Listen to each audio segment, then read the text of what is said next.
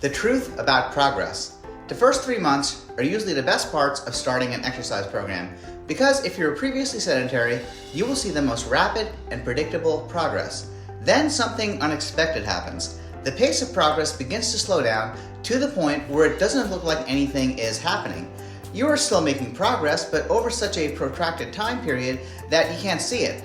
Most people will quit at this point, not realizing this is normal. While you can no longer expect to see rapid changes, if you make the appropriate adjustments, you will continue to see progress indefinitely over the course of many years.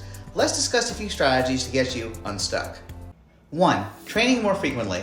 Training 2 or 3 times a week will stop working eventually because your body adapts and will need more frequent stimulus and/or training volume to continue changing. As you get more advanced, you get better at exercising at a very high intensity. This means it doesn't take as many exercises to totally deplete you.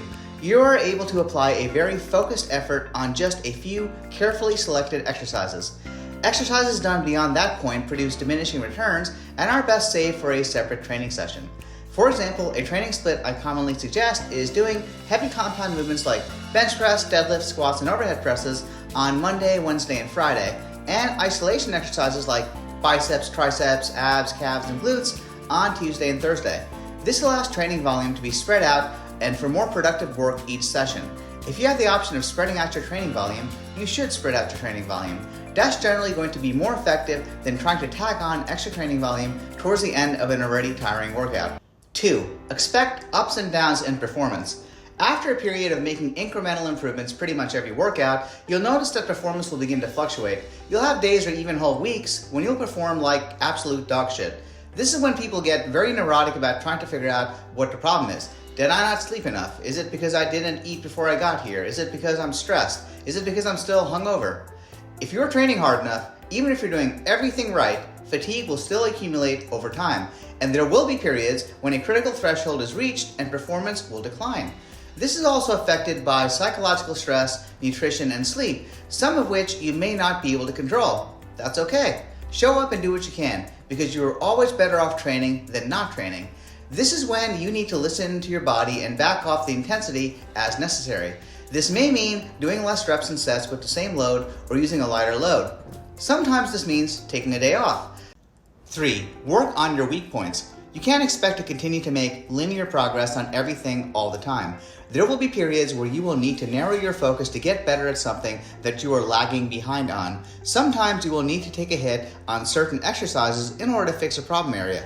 For example, I've had chronic issues in my right hip for years, and I've gotten more aggressive in rehabilitating it by doing a lot of single leg Romanian deadlifts and split squats, and it's been helping. I will often integrate more single leg exercises in my clients' training programs as well when progress begins to slow down. While I haven't been able to do barbell back squats or heavy deadlifts nearly as often, I have to make a trade-off for now in order to promote long-term progress. This is about the long game. The idea is that spending time and energy bringing up my weak points will transfer over to better performance and keep me training for years to come. 4. Start doing some isolation exercises. Yes, you heard that right.